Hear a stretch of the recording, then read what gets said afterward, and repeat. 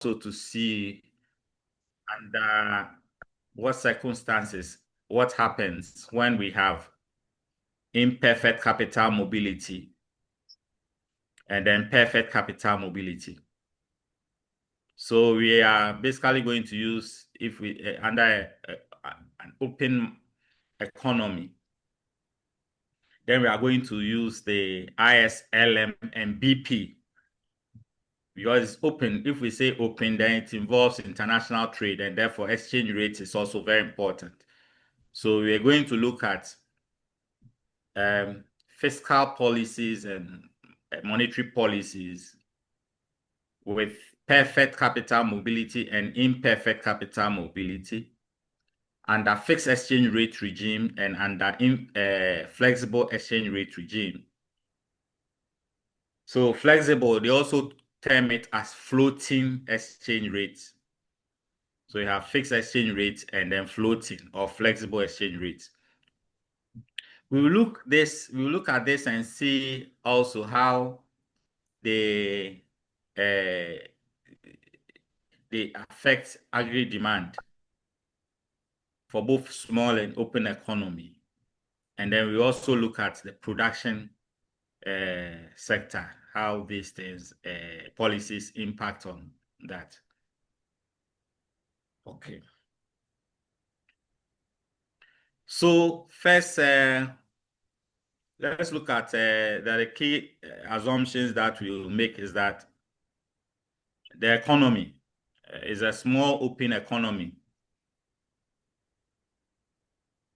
We can have with perfect capital mobility, and we will also have imperfect capital mobility. So we look at that.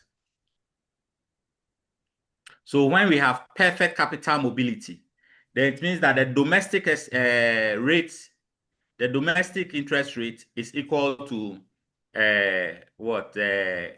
foreign interest rate. Foreign interest rate is what we have as the R star.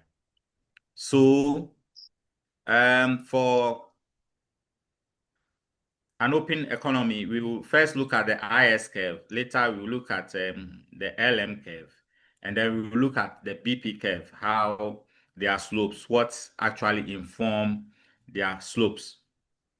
So what is the IS? It's also known as the goods market. It's the goods market. That's the IS curve. So what is the IS curve? It's a line joining various combinations of interest rates and income at which the goods market is in equilibrium. I'm taking it again.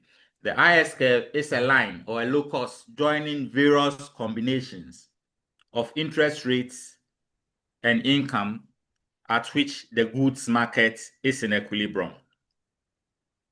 So the goods market, that's what we have, y equals c plus c into bracket y minus d, or I'll just say the goods market is what we have, y equals c plus I plus j plus x minus m.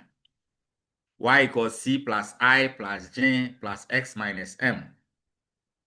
So the variables that we should take into consideration is income, that is y, interest rates, and then if we are dealing with open macroeconomics, then we will have the exchange rate as well.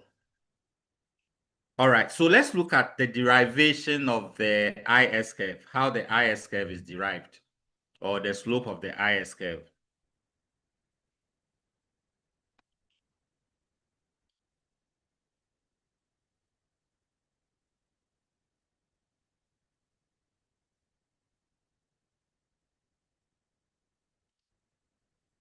I'm opening a Word document so that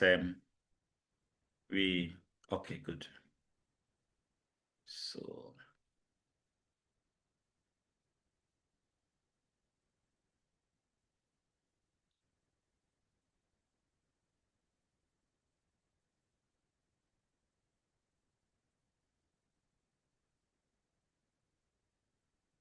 okay, so can you see a plain sheet being shared? Yes, Prof. All right. Okay. So Now, so we are trying to derive the IS curve. So watch closely. So the IS is on the Y and R axis. The vertical axis is, I'll say the IS curves. The IS curve look like this. This is the IS curve, where you have the vertical axis as interest rate and the horizontal axis as income. Can you see that? Please, Yes, can you? Prof. Yes, Prof. All right. So we're going to look at how this IS curve is derived.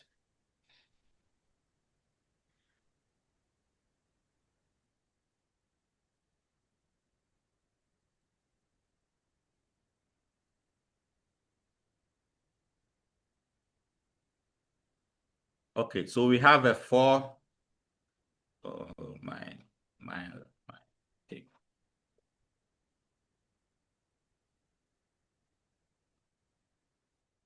So we have a quadrangle, or say a four pane.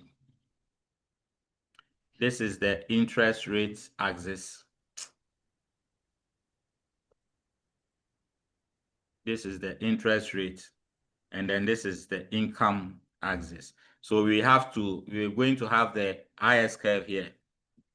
Now, this is the investment axis, call it I, investment. And then this is savings. Let me bring, oh, shit. All right. So this is the savings. Now, there's an inverse relationship between interest rates and investment. We know when interest rate is low, investors will what? Borrow more to invest. So when interest rate is low, investment increases. Okay. Now, don't take the left-hand side as negative and don't take the south portion as negative. No. Okay, they are absolute values. So if there's an inverse relationship between interest rate and investment, then their relationship will look like this. Is that clear? Yes, Prof. Okay. And at equilibrium, in the goods market, at equilibrium, investment is equal to savings. At equilibrium, investment is always equal to savings. So we will have this curve where investment equals savings. So to show that investment equals savings at equilibrium, this will be 45 degrees. Now, there's a positive relationship between savings and income. They are not equal, but there's a positive relationship between savings and income. And so that positive relationship will have this curve as this, where we say savings is a function of income. So let's start. At, say, point R0, call it R0, when interest rate is at least very high, investment will be very low. You trace it, it hits this savings function here, and so this will be Y0. You trace it, and it's here at this point. So we have R0, Y0 here. That is 1 point.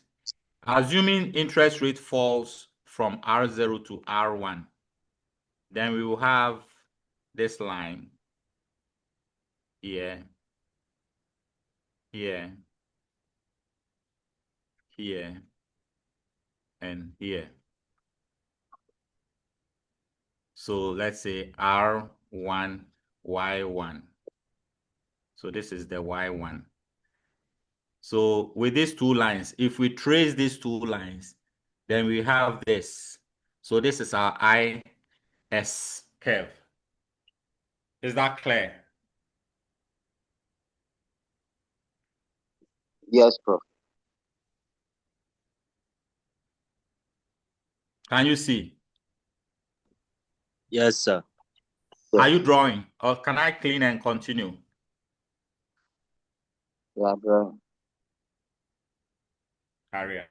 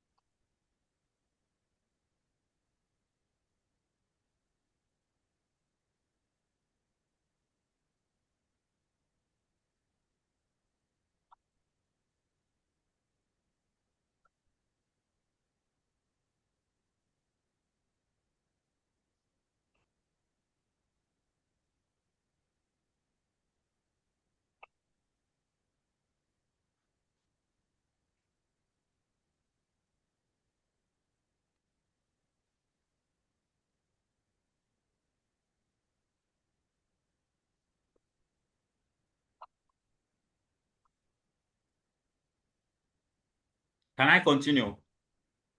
Yes, please. All right. Okay, so this is the IS, and the IS has its model y equals c plus I plus j plus x minus m. Okay, and you know C is on the disposable income, so C is a fact y minus t. So if you saw that equation, then it's the same. Let me share.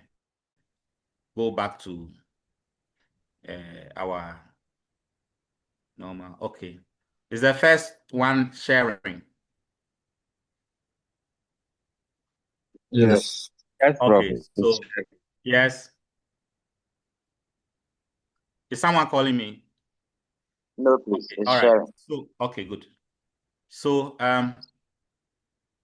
oh,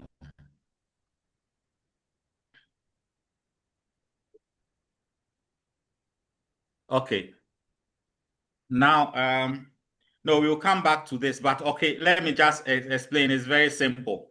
What's the floating exchange rate? When we say floating exchange rates, under floating exchange rate regime, there is no government intervention. So exchange rates is determined by what? The demand and supply for what? Foreign exchange. Under floating exchange rate regime, there is no government intervention, and the exchange rate is determined by the demand and supply of what? Foreign exchange. So foreign exchange, or the exchange rate, is allowed to fluctuate according to the demand and supply for it. Is that okay? Yes. They are saying, in contrast, fixed exchange rate regime, under fixed exchange rate regime, that is complete government intervention through the central bank. So it's the central bank that regulates and determines what? The exchange rate. Under fixed exchange rate regime, there is government control through the central bank. And it is the central bank that determines and regulates what? The exchange rate system. Okay. Now in Ghana, we are not practicing, though Ghana, we are under what we call trade liberalization, meaning that our exchange rate is liberalized. We do not, so when we say exchange rate is liberalized, then it means that that country that is practicing trade liberalization or exchange rate liberalization means that it is under the floating exchange rate regime, where government is not supposed to step in to determine exchange rates, and that exchange rate must be determined by the demand and supply of foreign exchange. However, in Ghana, we've often realized that there are often times where government steps in to have to regulate or to influence exchange rate. And so in Ghana, we are practicing what we call the dirty floating exchange rate regime. We call it the dirty floating exchange rate. So when we say dirty floating exchange rate, what we mean is that the exchange rate is determined by the demand and supply of exchange rates. However, governments could step in when there is what? Say exchange rate deterioration or when the imbalances are dire. So that is so when we say dirty floating exchange rate, is the kind of exchange rate regime where exchange rate is determined by demand and supply, but with government interventions. Recently, the World Bank cautioned Ghana that it is interfering in the foreign exchange market too excessively. So there shouldn't be excessive interference in the foreign exchange market. Government can intervene, or the central bank can intervene when there is some imbalances, but it shouldn't be that excessive. That exchange rate must be left in the hands of what? The demand and supply for it. Okay. So as I said, we will look at fiscal and monetary policy as well as trade policies under floating exchange rate regime and then fixed exchange rate regime. But let's look at let's look at the LM curve. The LM curve, the derivation of the LM curve. Then I'll come back to this.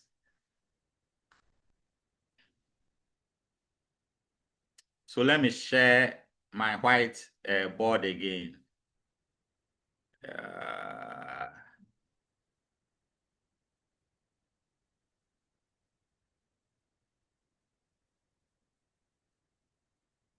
Can you see my whiteboard? Please, can you see? Prof. Yes, we Yes, can Prof, see. we can. So, all right. So let me clean everything and then we do that for the LM.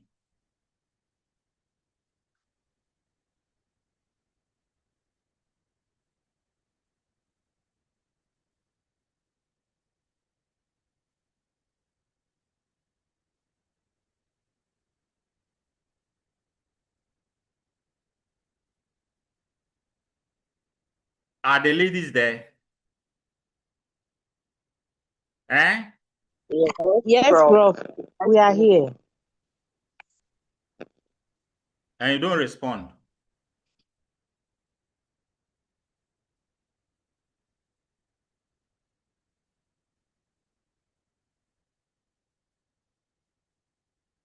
Okay. So, as usual, we draw our 4-panel quadrangle.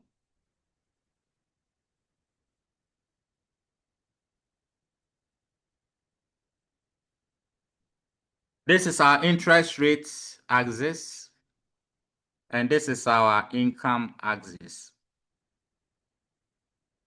This is our investment axis, and this is our savings axis. Oh, no, sorry.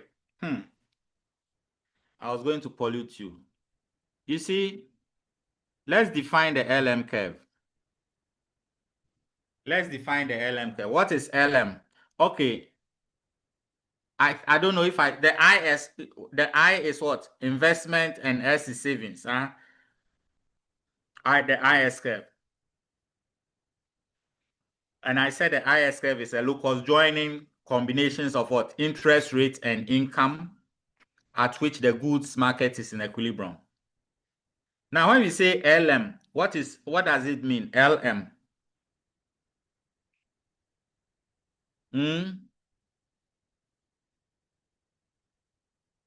So LM is what?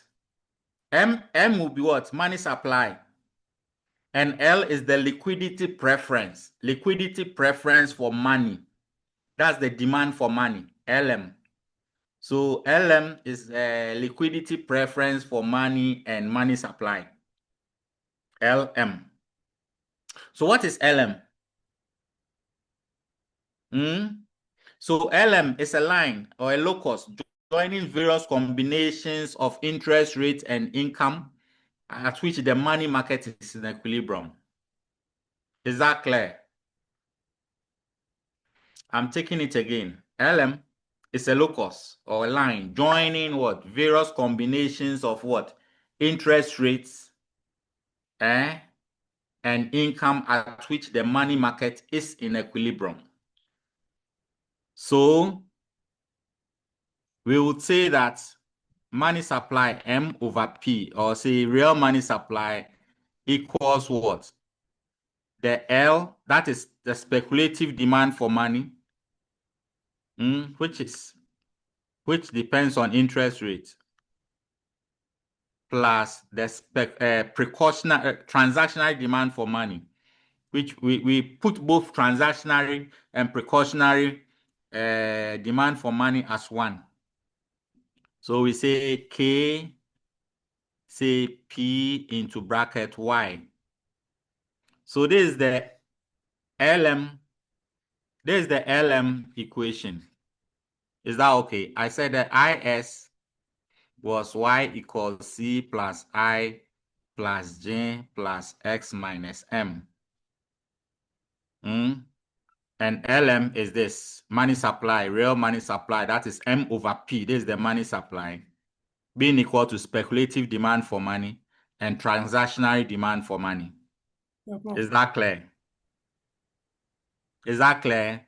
Yes, sir. And there's an inverse relationship between speculative demand for money and interest rates. Why am I saying that? You know the price of bonds. People speculate between interest rate and the price of bonds. You know that. Now, there's an inverse relationship between interest rate and price of bonds. When interest rate is high, the price of bonds is low. And when interest rate is low, the price of bonds is high.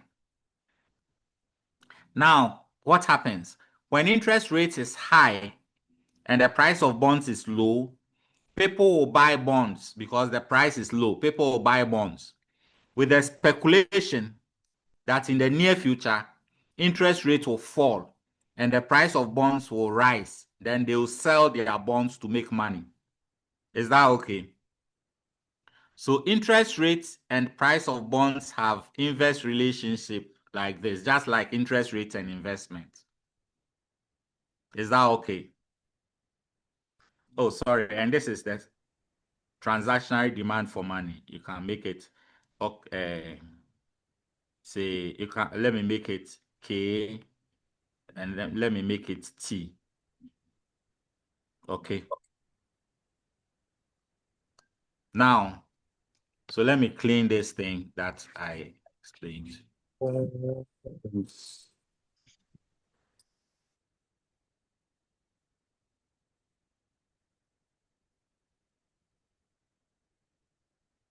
Okay, so we will have this thing. You see, when you have money, why am I?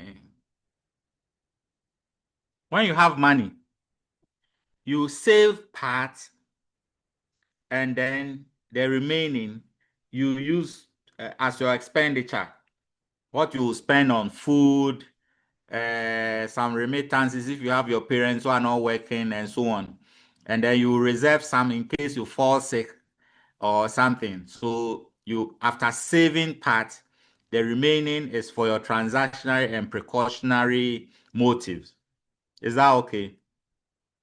So your the amount that is left for speculation and the amount that is also left for transaction, when we put together, is equal to your exact disposable income. So we will have that curve as this, which means that if speculative is say 1/3, your transactional will be 2/3. So that when you put together is what? 1. Exactly. So it's a fraction that when you add up, it should be equal to 1. Is that clear? Yes, Prof. It's clear. Okay. And we know that transactional demand for money is a function of income, and they are positively related. As your income increases, your expenditure also increases, isn't it? So you have that curve as this, where transactional demand for money is a function of income. So let's see, at interest rate R0,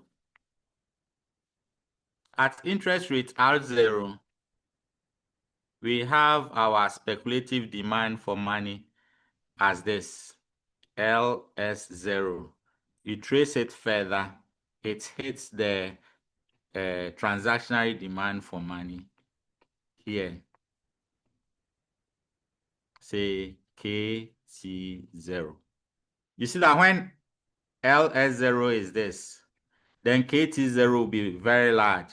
From here to here, it's large. So when you add up, it's equal to 1.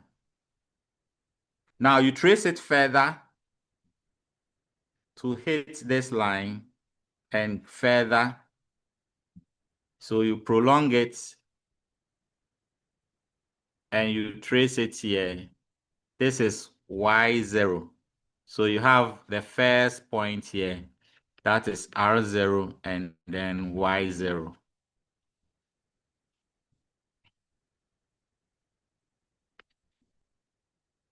Okay. Now, assuming interest rate falls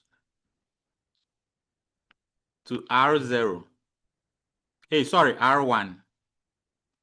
Interest rate falls from, draw it well for you people. So interest rate falls to R1.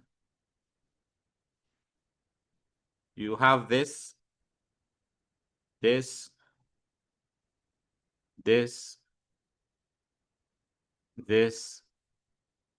and you have this. So you have, this is Y1. So you have R1, Y1 here. Now, if you trace this line, then you have this. Oh, hey, why am I? Okay. Let me bring this one. So if you trace this line, then you have our LM curve like this. This is our LM curve. Is that clear? Is it clear? Yes, sir. Yes, sir. So you see that the LM curve is positively sloped. Unlike the IS curve, which is negatively sloped, the LM curve is positively sloped.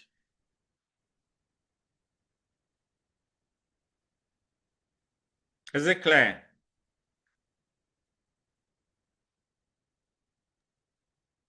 Is it Yes, clear? sir. Sorry, this is LS1. This is KT1. Y1, yeah. Are you drawing? Yes, Prof.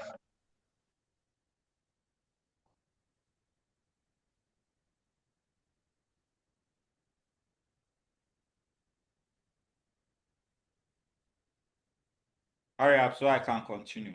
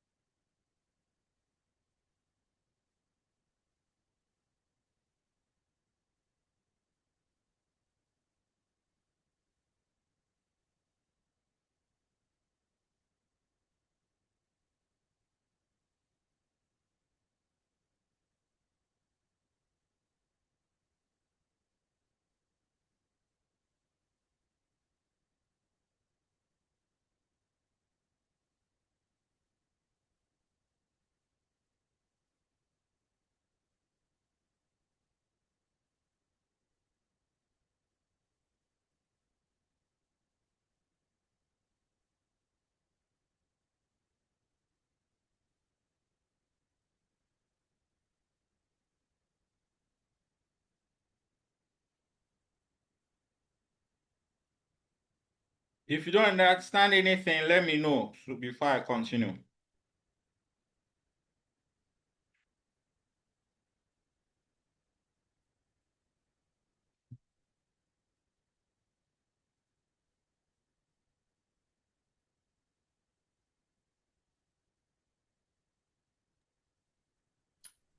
Hello, sir. Can I? Yes. Yes, please permit me to draw you back to the equation. Where the MP is equal to LSR plus the KPY. Then back to Where M over P. Yes. M over P is equal to LS, that's speculative demand for money, plus the transactional demand for money. You can call it KP. So speculative demand for money depends on interest rates. That is why you have here is a relationship between interest rate and speculative demand for money. And then transactional demand for money is also depends on what? Income.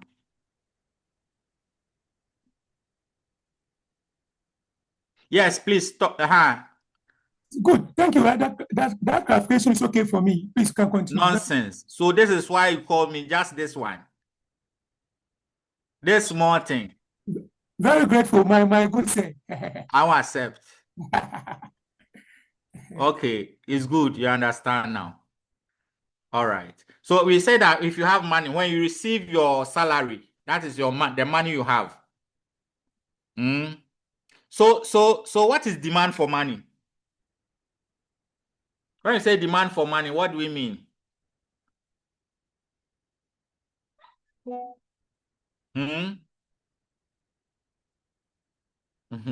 It's the amount of money people keep for speculation and transactional purpose. That is the demand for money. The amount of money people keep for speculative and what? Transactional purpose. Is that clear?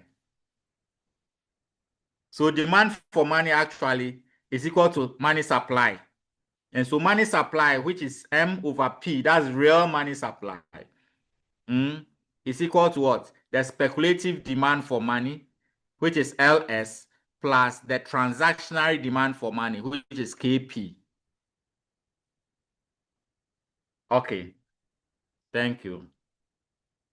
But is the derivation of the LM curve, is it clear? Because in the exam, I will ask you that with a 4-pin or quadrangle, explain the derivation of the IS curve and the derivation of the LM curve. So take note.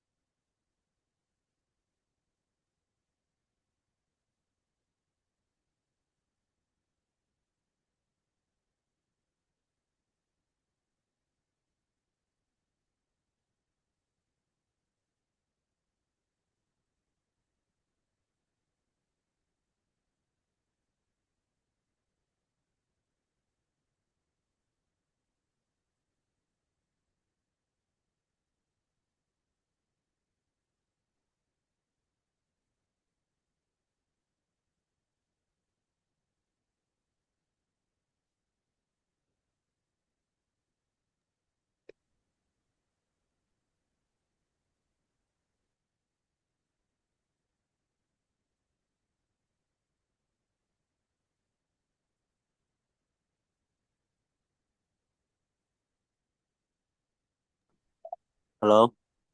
Yes, sorry. I was called. Sorry. You know, we are having a funeral, so I'm supposed to be sitting there by now. I'm the incoming Ebusiapenyi, so, but I can't also, what do I say, neglect my responsibility. I'm supposed to teach. All right, so can we continue? Yes, Prof. Yes, please. All right.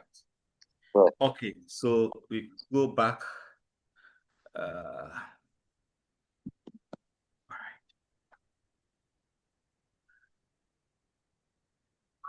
So I've changed I'm back to the ISLMBP model, right?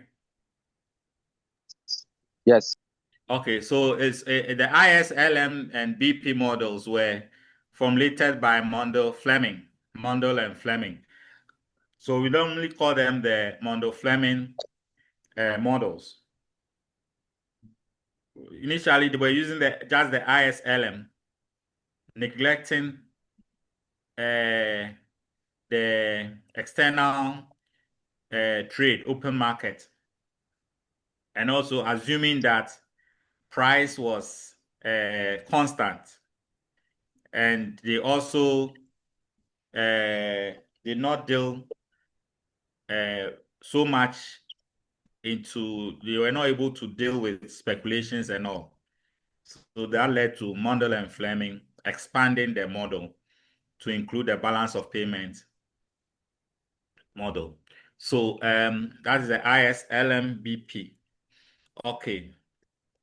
I've explained all this, or I don't know. You should know all this. So you say in an open economy, the equilibrium condition in the market for goods, that's IS, is that Y, that the IS, that's the goods market, IS, is that Y equals what?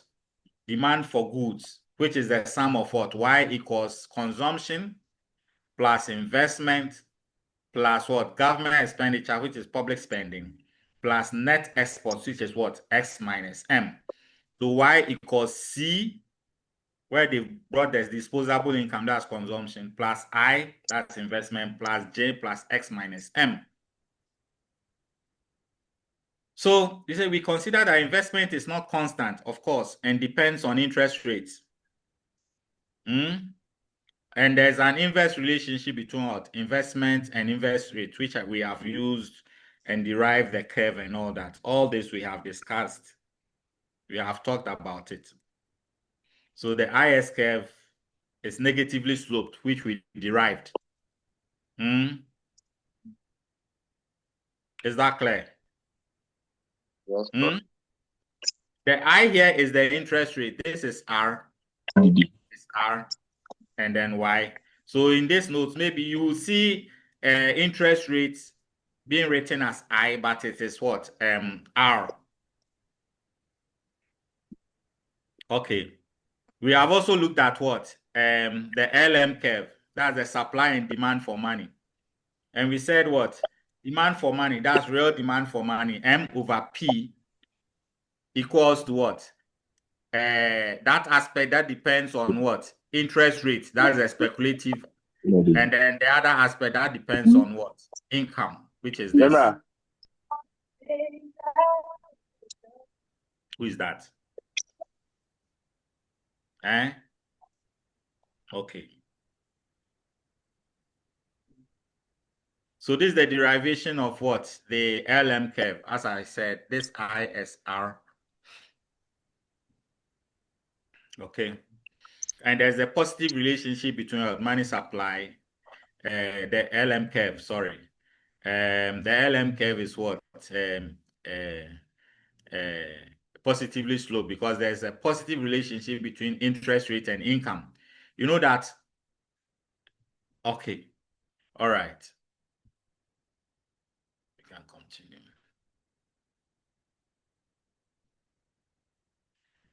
What about the BP curve? The BP curve. Maybe we should have looked at balance of payments, but we are going to look at it now.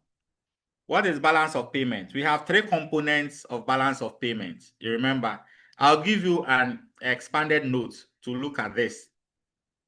We have three components of balance of payment. We have the current account. We have the current account. We have the capital account. And then we have what? Official financing section. The official financing section. And we say that the balance of payment must always balance. So what is current account? That is the trade balance. Is that clear? The current account falls on this. The trade balance is X minus M. Okay, can you see my writing? Yes, Prof. Okay, this is the current account. The capital account is always like this, K into the domestic interest rate minus the foreign interest rate. I always write the foreign interest rate as RW, world interest rate. This is the domestic interest rate, R minus this. Now, X minus M, exports minus imports. The difference gives you the trade balance of trade. Is that okay? But balance of trade need not necessarily balance.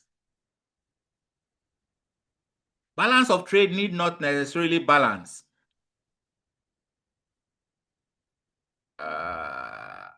What have I done? Oh, what is this? Okay.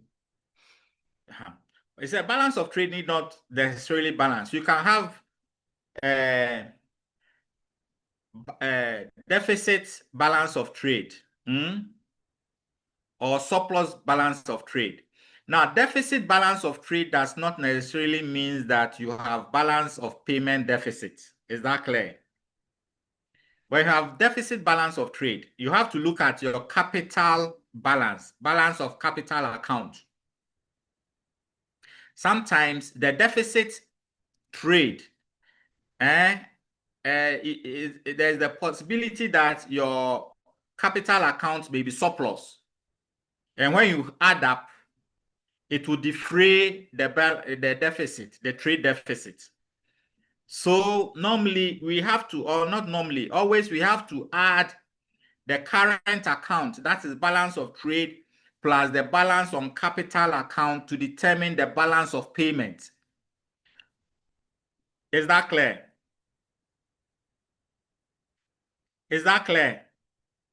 Yes, sir. Is that clear? The response, is that clear? Yes, sir. Yes, sir. Okay. So when we are looking at capital outflow, the net capital outflow, we have to look at the balance of payment. We have to look at the net capital outflow plus the what? The net trade. That is X minus M. Is that clear? Now, let me explain further. Can I clean this? Can I clean the... Oh, okay.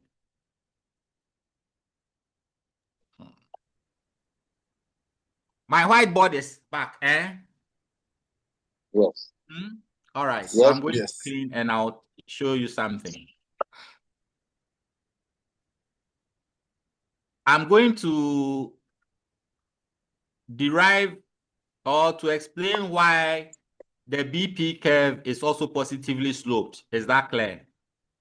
Oh, why? Eraser. Why can't it clean more?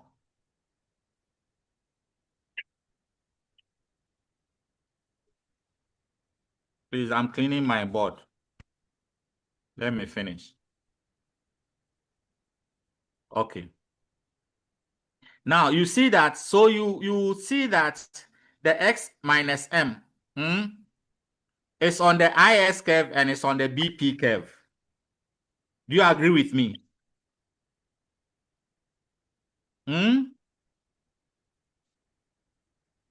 Now I'm coming. I'll explain further. Don't worry. Hey, you say Macroeconomics. Oh, you to go so that I can use my pencil. Good. Now, hey, this thing. Yes.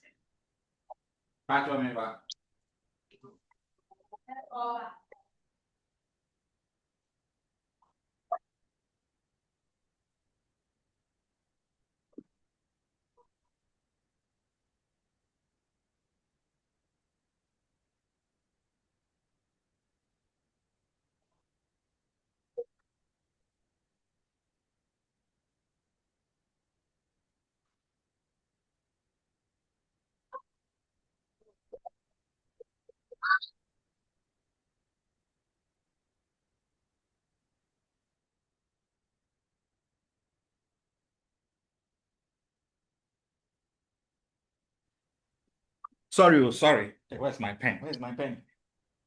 Oh, Okay.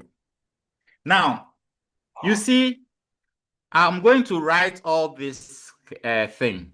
Now, you see that the IS curve, the IS equation is what? Y equals C plus I plus J plus X minus M. You see, I've put the X minus M into bracket. Let me do it X well. minus. Some of your eyes are not good. So let me do it well.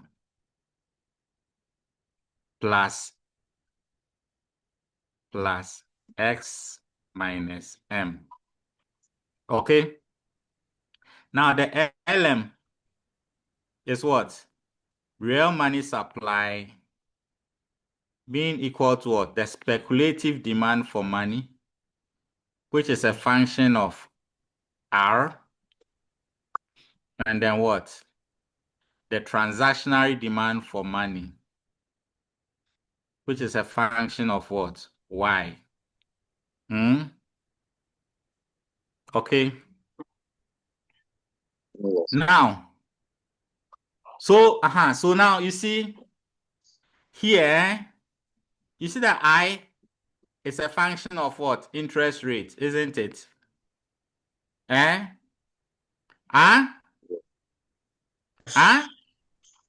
Yes, sir. Consumption is a function of what? Income, isn't it?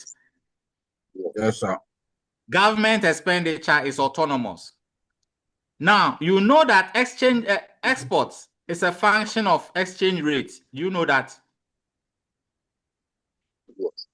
Yes. Yes, sir.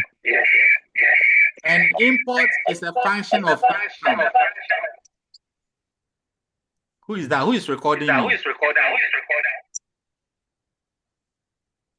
So I see echo. Do you know that? Who is that? Bismarck, please off your mic. Who is using two phones or who is closer to two things? My thing is that I don't know. Please, is it clear now? Yes, it's clear. Yes, sir. It's clear. All right, now it's now the BP curve is equal to what? We said the current account, The current account is what? Current account plus what? The capital account. You see? Now the current account is what? The trade balance. I told you, right? Yes, please. So the trade balance is the export minus import. Plus the capital balance, which is what? So we will say trade balance plus the capital balance, which is domestic interest rate minus what? The world interest rate. Do you see that? Eh? Yes, sir. Yes, we can. Mm-hmm. Yes, please, we can Yes, see. Prof. Okay. So anytime the domestic interest rate is higher than the world interest rate, then the capital outflow, we have a positive capital outflow, sorry. Or we have a positive capital balance, or our capital account is surplus. Is that clear? Okay. Anytime our domestic interest rate is higher than world interest rate, we have capital account surplus. Is that clear? Yes, please. Yes, sir. When interest rate, domestic interest rate is greater than the world interest rate, it implies surplus on capital account. Is that clear? Yes, sir. Is that clear? Now, Yes, sir. let's look at the relationship between, or let's look at the slope of the BP curve on the interest rate income axis. Now, income is on the import thing, isn't it? Or it's a function of import. Now, when income is very high, are you listening? Yes, we are. When income is very high, when income rises, when Y rises, you realize that import will increase, isn't it? Yes. When your income increase, even a shirt that you must buy in Ghana, you want to import. You want to import a shirt. You want to import car. You want to import your TV. You want to import everything, even water. Very soon, people, when their income increase, they want to import water.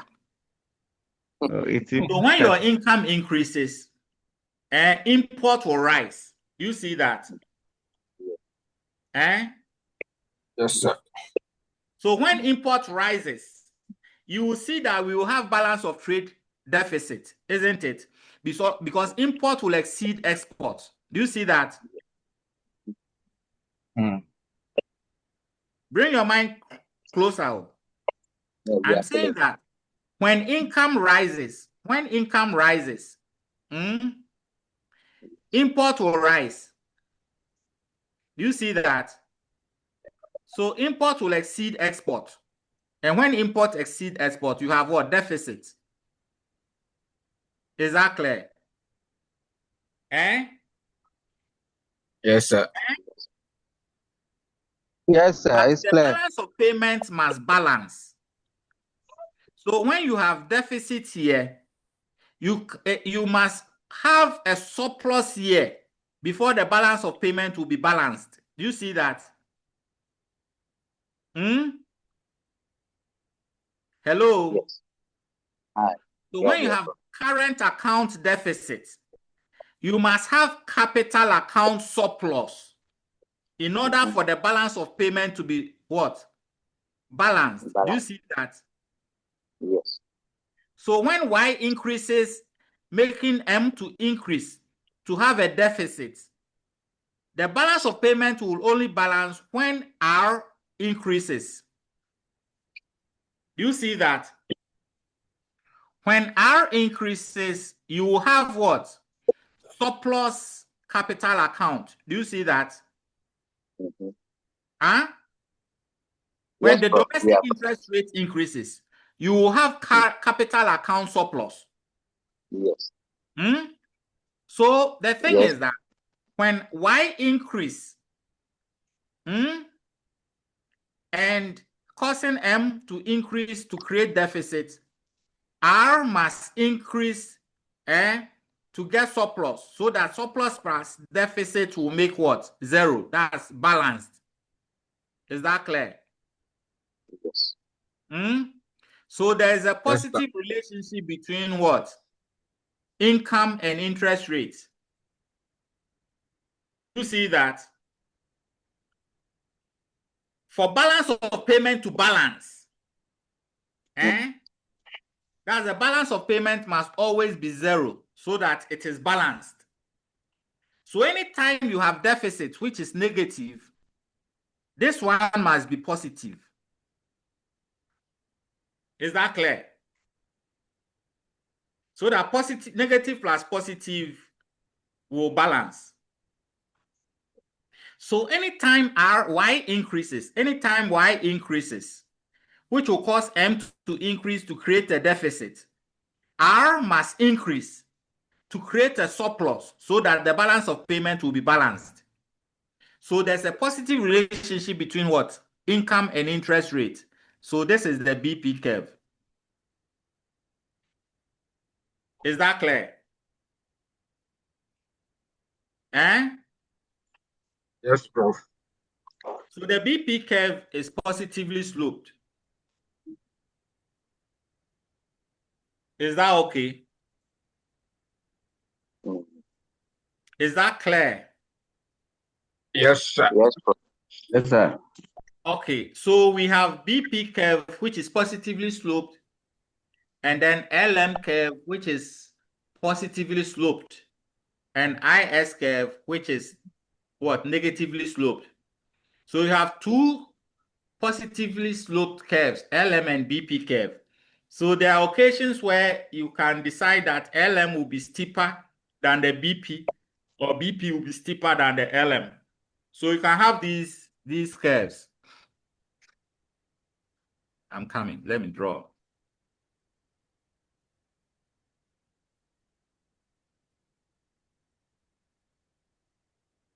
Maybe I'll go over this and then we will end this one. And then when we meet, we now looked at fixed exchange rate regimes, policy, monetary and fiscal policy under fixed exchange rate regime with, say, perfect capital mobility. And that one I have to show you. So the BP curve, this is a normal BP curve slope, the slope of the BP curve. Is that okay? This is a situation where you have imperfect capital mobility. Is that clear? In this one, we saw that R was greater than the domestic interest rate was greater than the world interest rate. You can have a situation where the domestic interest rate is equal to the world interest rate. That one, it means the BP curve will be flat. This is a perfect capital mobility. When we say you have perfect capital mobility, then the BP curve is horizontal. Is that clear? Then when you have imperfect capital mobility, this is it. That it's assumed that positively sloped. So this is imperfect capital mobility. And this is perfect. Is that okay? Yes, Prof. So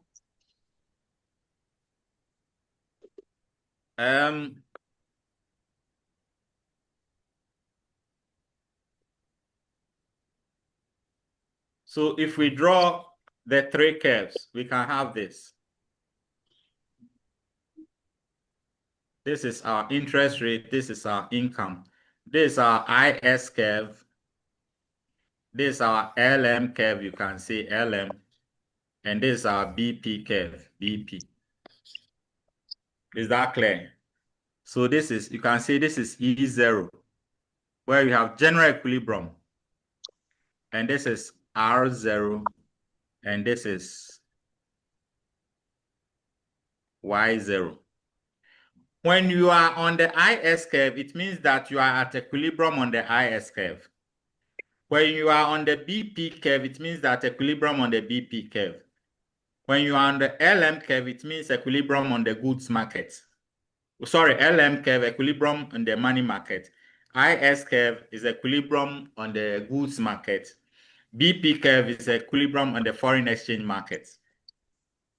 Any point below the BP curve is foreign exchange deficit. Is that clear? Or balance of payment deficit, or we call it foreign exchange deficit. And any point above the BP curve is foreign exchange surplus. Foreign exchange surplus or balance of payment surplus. Is that clear? I said anytime you are on top of the BP curve, it's a surplus on foreign exchange. And anytime you are below the BP curve, it's deficit on foreign exchange. Okay. Let me go over all what we've done today. Or you understand everything? No, please go over. All right.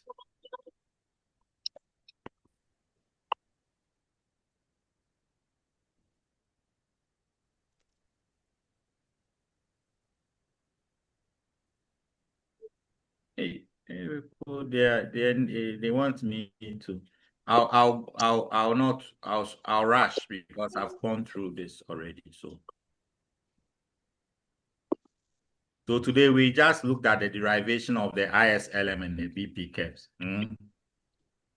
I explained the IS curve as a locus or a line joining combinations of interest rates and income at which the goods market is in equilibrium.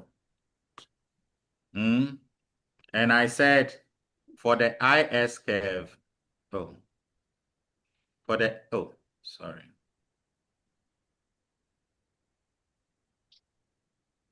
Oh, what's this? Oh, okay. What is this? Why can't this thing go? Okay. We said for the IS curve, for the IS curve is what? Y equals C plus I plus J plus X minus M. Okay. Okay, and the derivation of the IS curve.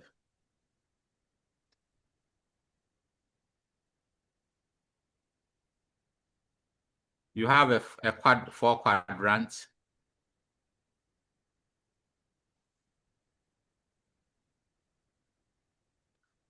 You have the R, you have the Y. We said there's an inverse relationship between what? Interest rate and what? Investment. So this is I. And then this is S. And we said that what? At equilibrium, investment equals savings. So we have our 45-degree here. And there's a positive relationship between what? Savings and income. And we said savings is a function of what? Income. Initially, we say at R0, you trace it, it comes here, call it I0. It trace it hits here, call this Y0. You trace it further, you meet here. And this is what? R0, Y0. Are you following? At R1, let's say interest rate falls. I told you there's an inverse relationship between interest rates and what? Income, investment. So at R1, when interest rate has fallen, investment will increase to I1. You trace it further, you trace it, and you have what? Y1. So you trace it here, and this one, they meet here. And when you draw these two lines, you have our IS curve. Is that clear? Yes, bro. You said the IS curve is negatively sloped. And anytime you are on the IS curve, you are at equilibrium on the goods market. Equilibrium in the goods market. Is that okay?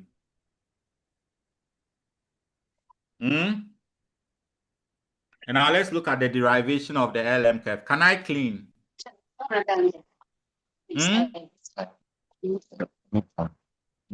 Hello. Yes, Prof. Can I You can clean? clean. All right. Yes.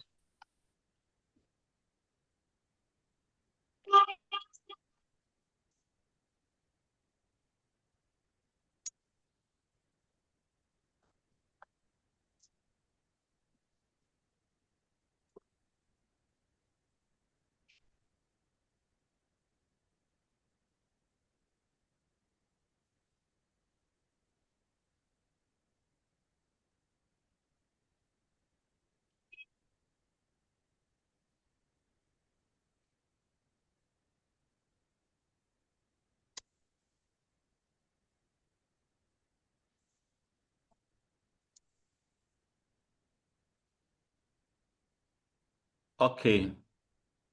Now let's look at the LM curve too, right? So in our 4-quadrant as usual, we have our interest rate axis, we have the income axis. We have our speculation and transactionary.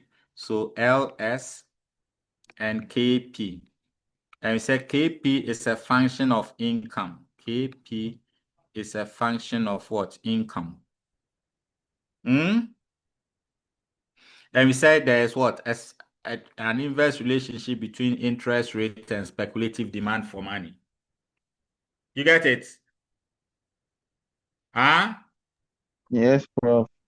So take note how this derive. Now at R0, we trace it to hit the inverse relationship between interest rate and speculative line. It comes here, call this LS1, bring it down. It hits the KP line here. Call it what? KP1. Bring it further. Then we have Y. Hey, 0. It's 0, 0, sorry. Hey, you don't tell me. R0 to L0 to KP0 to Y0. We trace it further. And this is our what? Line showing what? R0 and Y0. Let's say interest rate falls to R1. We trace it. It comes here. Call it LS1. We trace it. It hits here.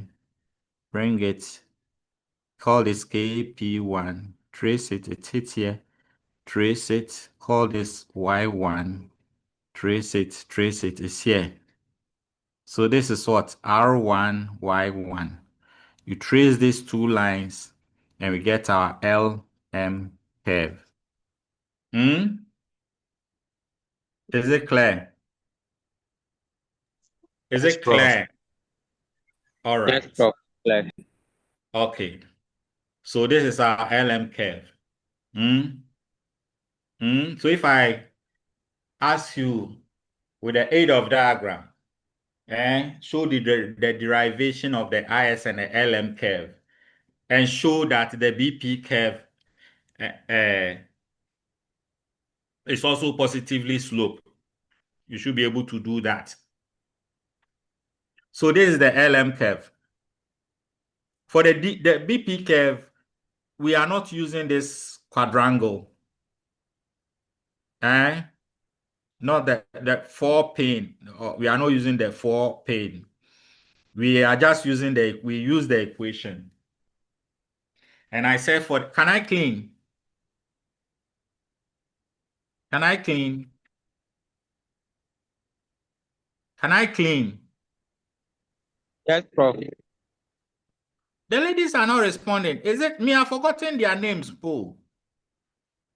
All the ladies that I taught you people data analysis. Am I the one who taught you data analysis? Yes, Prof. Yes, sir. Yes, Prof. I've forgotten you people, all of you. Yeah.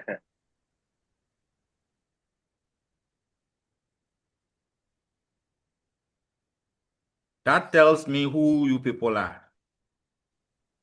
You don't get it. Oh, Prof. After that, that's The all. ladies The introduce ladies, yourselves. This time if they fail, I'll fail them. Oh, Prof, don't do that, please. Well, I'll do that. Ah, Today is Valentine's Day, and I'm mourning. I'm coming your to Accra Valentine's today. present is Tomorrow, not I'm nice very, at very, all. very tight. So I'm coming to Accra. Who host me? Who take me out on Valentine's Day? Prof, me, Matthew, me. Sure, Oh, fine. Prof, I thought you been with the regional, so You are I can not take even you my out. gay partner. You are not even my He gay partner. My wants gay a partner, lady. He wants a lady. So even my gay Prof, partner, Gyimah will my take gay you out. partner is not Gyimah will around. take you out. I have a gay partner. He's not around. You cannot replace him. He will come and beat you.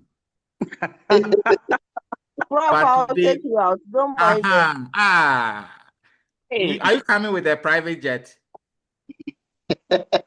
Yes, of course.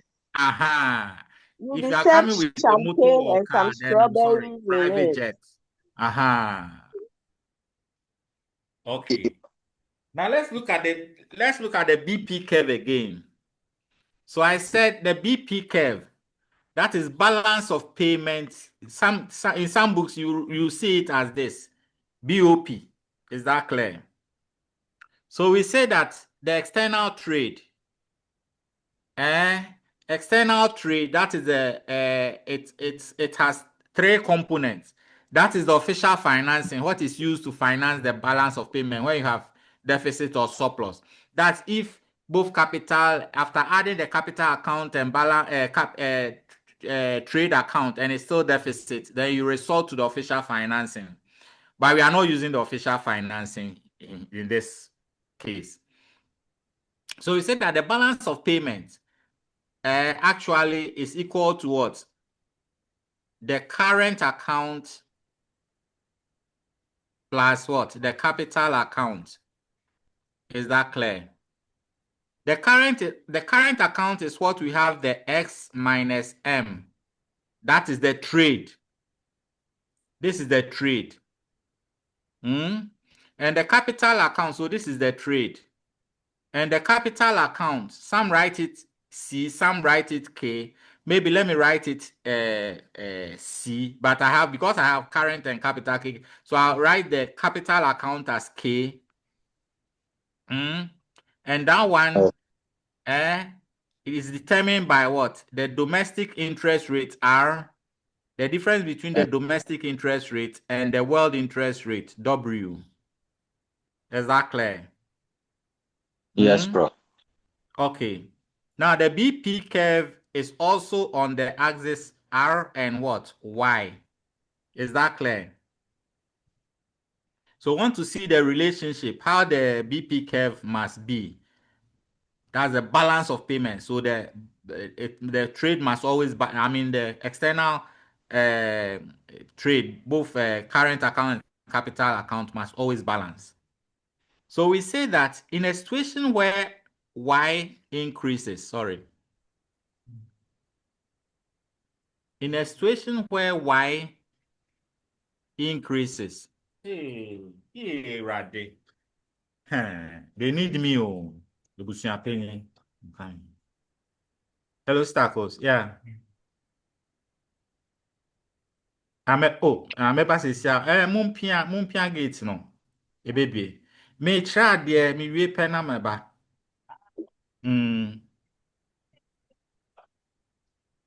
Nkɔfo bi kura ba me hɔ mu sɛ ɔmo de visit ahemfo bi aba nti ɔmo wɔ me hɔ no mu.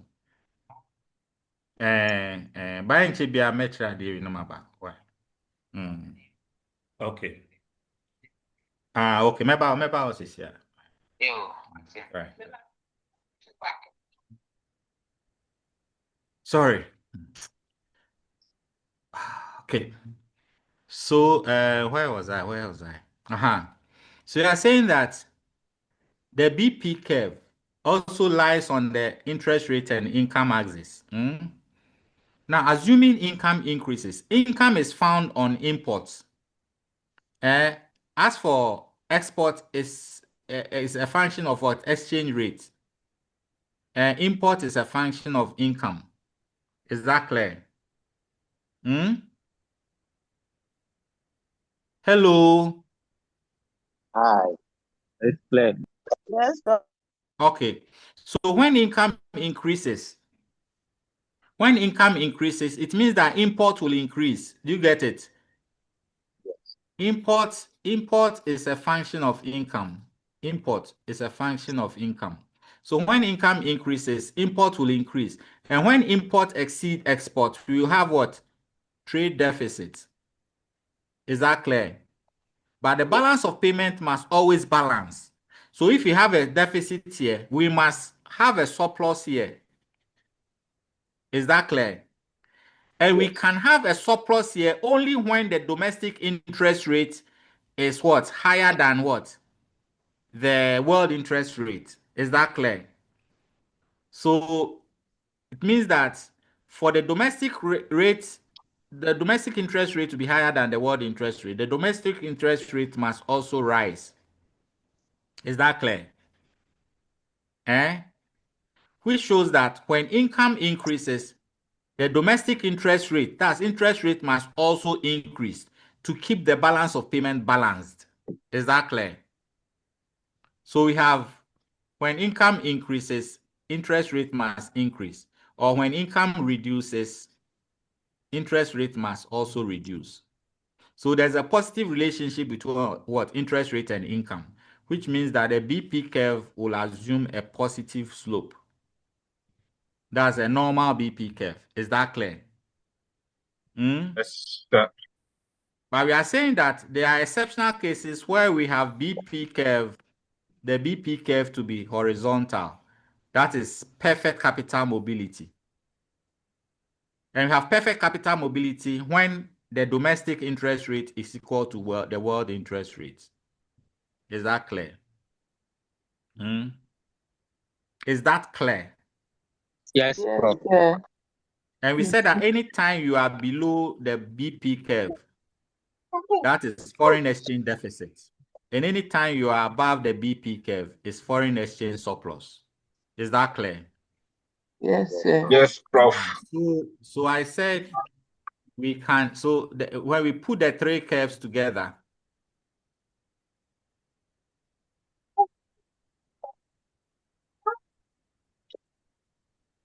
when we put the three curves together, when the three curves, okay, I'm coming.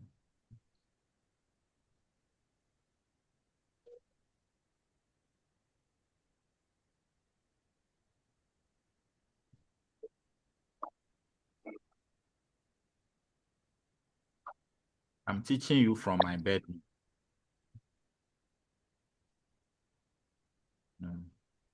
I didn't bring any handbag, so I slept alone.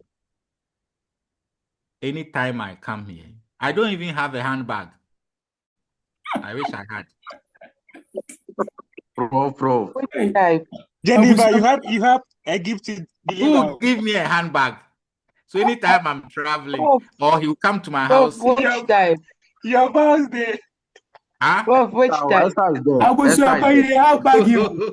I was Any type. have bag here. Any type. Okay. Okay, so when you have, we can put the three curves together. So as usual, this is our interest rate axis. This is our income axis. As usual, the IS there is always negatively sloped. You have this. Then you can have one, either this is the BP curve or this is the, oh, sorry.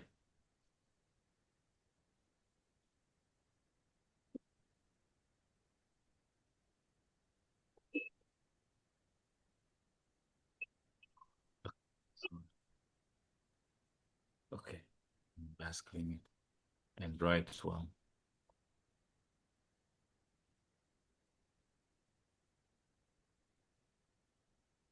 Okay, so this is our IS curve.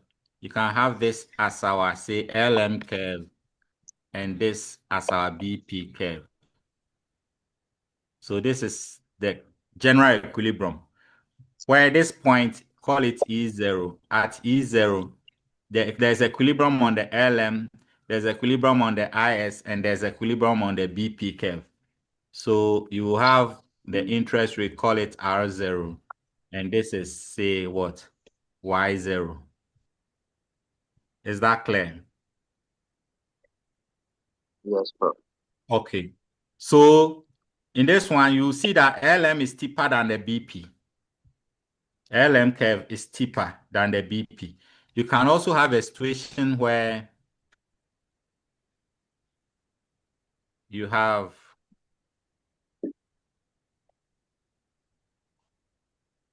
the LM, the BP curve being steeper than the LM, like this. Okay. So I may tell you, if I'm asking you a question, I may give you the hint that the BP curve is steeper than the LM, or you can decide to do any. If I don't give you any hint or to restrict you, you can decide to make BP curve steeper than the LM and so on. Okay. So you can also have a situation where the BP curve is horizontal. That's the perfect capital mobility. There is an imperfect capital mobility one. Let's look at the perfect capital mobility.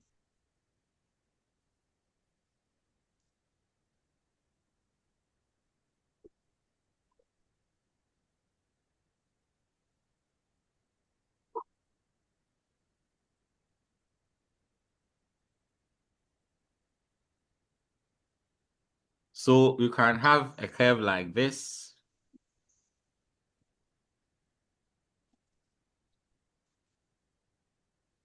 This is our IS curve, this is our LM curve, and this is our BP curve. This is our LM, sorry. So you have equilibrium, call it Y0, and then R0 here. So this is IS, LM, BP, a situation where what? The BP curve is what? Perfectly, perfect capital mobility. Is that clear? When we have perfect capital mobility, it means that the BP curve is horizontal. And then when we have imperfect capital mobility, then the BP curve will assume a positively sloped. Is that clear? Now, let me explain further. Under fixed exchange rate regime, anytime there's foreign exchange deficits, it means that there's excess demand for foreign exchange under fixed exchange rate regime. That is where there is government intervention under fixed exchange rate regime. So anytime we have balance of foreign exchange deficit, that is when we are below the BP curve. That is foreign exchange deficit. It means that there is excess demand for foreign exchange. It means that the general public are in higher need of what? Foreign exchange. So when there's foreign exchange deficit, the government will step in to sell foreign exchange to the general public. Is that clear? By selling foreign exchange to the general public will buy this foreign exchange with the local currency. So it means that when they pay the central bank with the local currency by buying the foreign exchange, the local currency in the system will reduce, and it will cause the LM curve, that is money supply, to reduce, thereby shifting the LM curve to the left. Is that clear? In the same vein, when you have balance of payment surplus under fixed exchange rate regime, when you have balance of payment surplus, the central bank will step in to buy the excess foreign exchange. Is that clear? When you have balance of payment surplus, it means there is excess supply of foreign exchange. So the government must step in, the central bank must step in to buy the excess foreign exchange from the general public. By buying the excess foreign exchange from the general public, the central bank will pay, they are buying foreign exchange from the general public. So we pay them with what? CDs, as they buy the foreign exchange. So as they buy the foreign exchange and pay them with local currency, the cedis, the money supply will increase, leading to a shift of the LM curve to the right. Is that clear? Okay, don't worry. So next week, we will look at fiscal policy, monetary policy, under fixed exchange rate regime, with imperfect capital mobility and with perfect capital mobility. Is that clear? You understand it better? Yeah, Yes. All right, so let's end here and let's meet next week. I need to join the family. They've gone to for the is it the burial service? So I have to join them. I'm not a Presbyterian, but I'll go. Because as for Presby, you will not fall. Just like I'm a Catholic. So the whole when the Holy Spirit enter you in Catholic Church and Presby, you won't fall. I don't like those churches that the pastors will push you and you fall. So I'm a Catholic. Me and Presby and Methodist, we are one. So I'll go. That's all. I'll go. Those Azar pastors where they'll push you and say the Holy Spirit has there's some evil spirit in you that is making you to fall, as some people. Okay, Prof. Thank you. So we meet next week. Okay. Okay, have a great weekend and enjoy your Valentine's Day with care. Hello, Prof. Yes. Good morning, sir. Good morning. Please, last semester we took a course, game theory. But this semester we also have it on our timetable that we are in a game theory. I don't know. Really? Yes, sir. No, then I'll ask Professor Stravo or Dr. Loglo why it's appearing again. Because we took a course and it was game theory, but I don't know the reason why. Then this semester you should not do it again. I'm Okay, seeing sir. 2 different timetables. Okay. Or I don't know, or 2 allocations. I don't know. So maybe it's a mistake. I will contact Dr. Loglo so that they'll have to rectify that. Or let me call him right. Let me call him right. Prof. Let me just Thank call you. him. Cool. So Thank you. listen to what he will say. Okay, Prof. I'm calling him right now.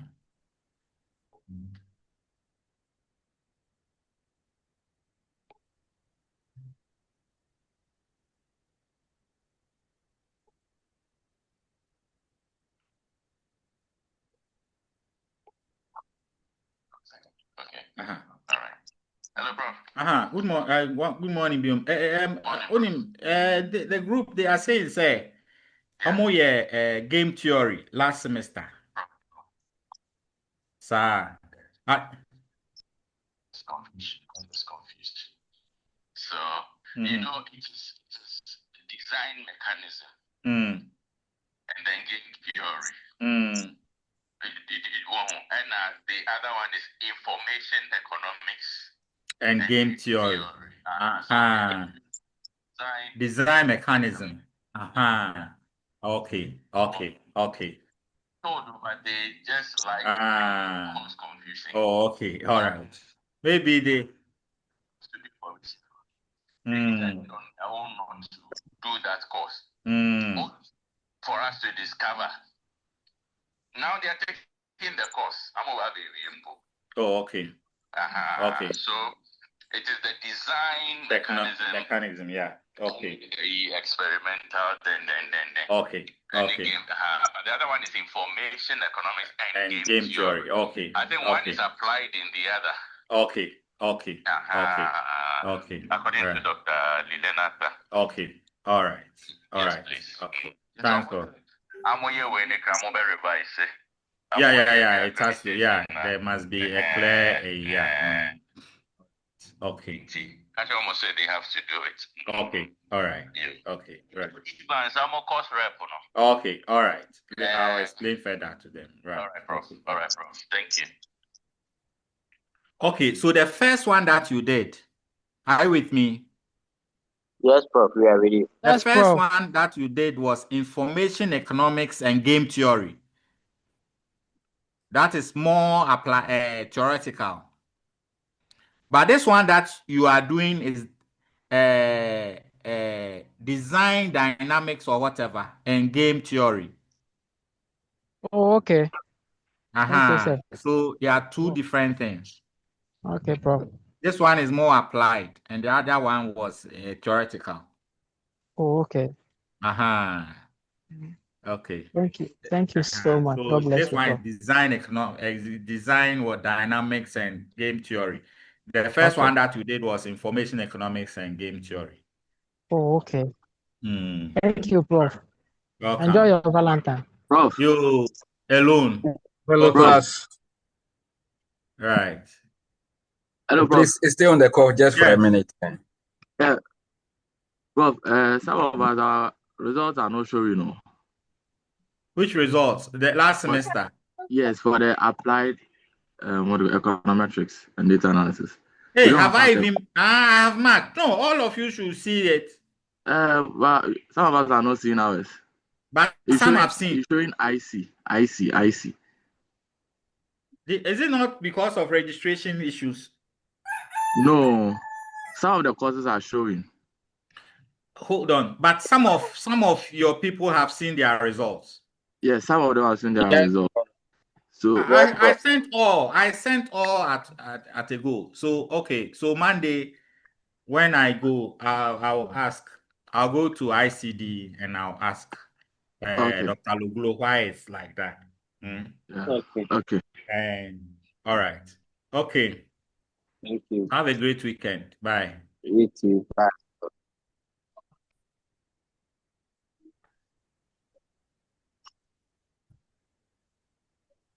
Hello, class. Yes, sir.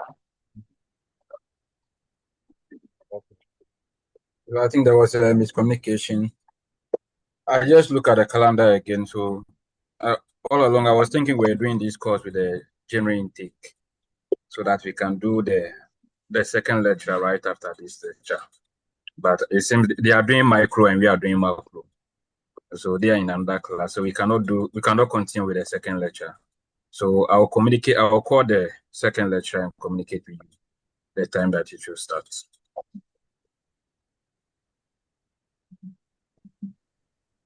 Hello. Yeah, we've heard you. Evans, thank you for the information. But please kindly contact the ICD for further clarification on the results. All right. And I think the result, I have stated it. When you communicate the ICD, you give them your index number, they will check at their end. It's a back end problem. That's why it's not reflected. But they will be able to check for you and tell you or take a screenshot. I did mine, but I didn't. I'm still not meant to send you. So who do we contact in ICD? ICD is a big place. So who do you contact? Give us a contact. I contacted Beta, so I think. So if you can drop her contact on the WhatsApp platform. I'll draw Beta's contact on the WhatsApp. Evans, why you So I'm shame you. Christmas one kwana udi. Charlie, you want to Evans, they say when your phone. Oh, Kevin. Y'all been out person we no. Sackey, you don't continue to apply for a man. Menya love you.